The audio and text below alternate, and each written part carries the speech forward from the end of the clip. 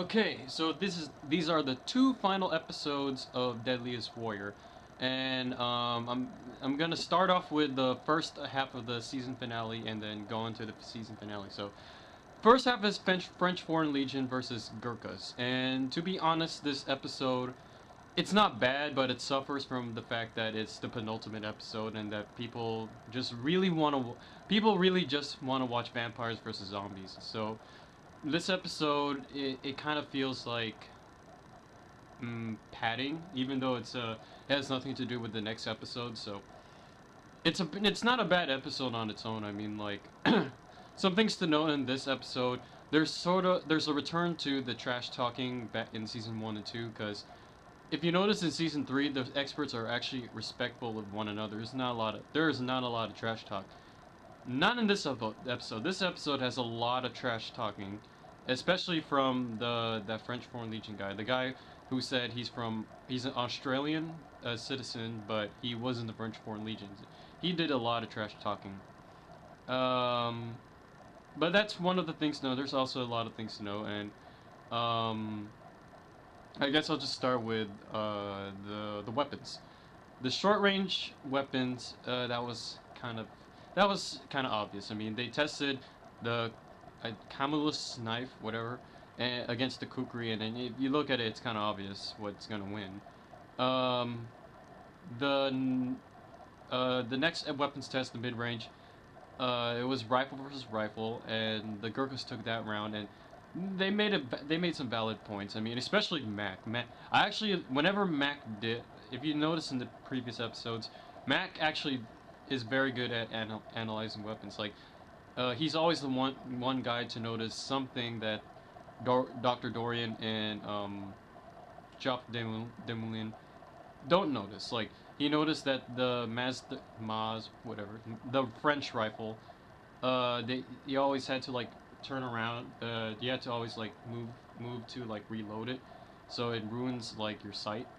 That's actually a good point, and he also noticed that the brand it looked like it was wobbling and might malfunction, and it did.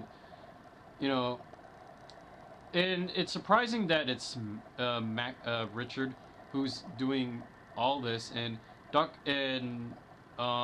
is just like he usually just sticks to if they finished in time, which is weird because isn't he supposed to be a Canadian Special Forces operative? I don't know. I got off topic, so anyways. The third and final weapons test, it was the Bren versus the BAR, and I previously mentioned the Bren looked like it was malfunctioning, and it did, so that's what gave it the edge. And after that, they tested the X factors and the non-weapon stuff, like battlefield tactics. And I kind of disagree with Mac. I mean, I know the tactical significance of the French Foreign Legions. What was it called? I don't remember what the tactic was called, but it was like the they had to like stay in the positions and defend against the Nazis. But the Gurkhas, they like they tricked their enemy into an ambush, and I thought I was thinking, isn't that more impressive? Like, I don't know, maybe he's more impressed by the tactical significance. I know it's to each their own on battlefield tactics. I would have given it to the Gurkhas, but that's just me.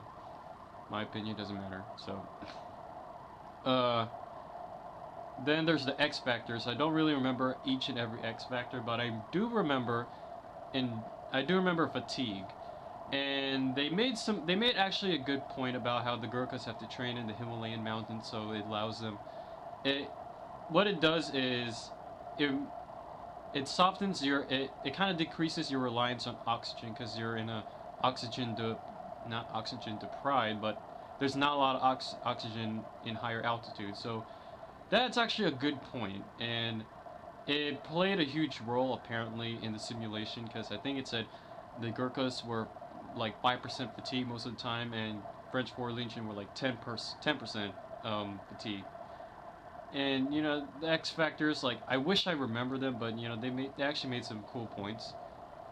Uh, is there anything else? There's not really much else to note. I mean, each weapon test was what you would expect. Like the machine gun test and the rifle test were shooting ranges, and the knife tests were just knife the targets as fast as you can, or you had to like impress them with like how effective the knife could.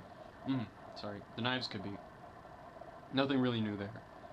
In fact, like most of this episode's like there's nothing really exceptional to know except the trash talking between the experts. That's the only thing to notice. Uh, but anyways, the end simulation.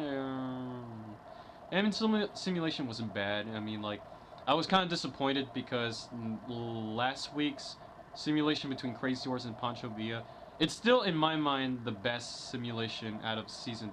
Oh, actually no. Well, vampires versus zombies, that's later. But if I had to rank the top 3 simulations of season 3, it'd be number 1, vampires versus zombies. Surprise. Number 2 would be Crazy Horse versus Pancho Villa. And number 3, I think I would put Teddy Roosevelt versus Lawrence of Arabia. That was a good simulation. Like, the simulation for this episode, French Foreign Legion versus Gurkhas, oh, it wasn't really that amazing. Like, it starts out with a French Foreign Legion camp, and you know they would be the defenders, you know, and they're just hanging around, and then the Gurkhas come in, and they start firing, and people start dying, and they take into the things that happen in the simulation, happen in the testing. Like the one Gurkhas, Bren, like starts to malfunction, and let's see what else. Actually, that was one. I think that was the only thing they took into account, that malfunction. I don't think there was a French Foreign Legion soldier who lost like, who couldn't aim because like he had to move out of the way. But anyways, so there was back and forth action until it was down to 2 guys on each side, and then the episode goes. You remember the parts in the Rambo movies where he's going silent just with his knife. That's what happens. Like the Gurkha leader takes out one of the French Foreign Legion soldiers, and one of the French Foreign Legion soldiers takes out a Gurkha, until it's the final 2 with their knives. What proceeds to happen is the French Foreign Legion soldier takes in so many slashes, like he should have been dead.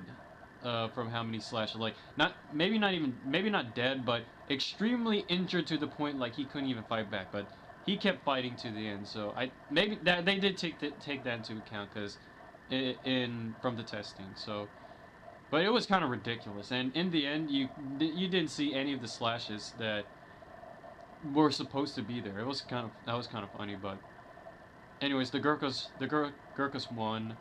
A lot of people said the Gurkhas would win. I said the Gurkhas would win. And the Gurkhas won, so it's not a bad episode overall. I mean, like, it's kind of a disappointment from coming off of Crazy Horse versus Pancho Villa. I don't know. I still think Crazy Horse versus Pancho Villa is one of the best episodes of the season. So after watching this, it was kind of a disappointment. But, you know, it's still not a bad episode. It's still better than some other episodes. Like, it's better than that Joan of Arc episode, or even the U.S. Army Rangers episode. It was better than that one, but that's my thoughts on the penultimate episode of Deadly Sword.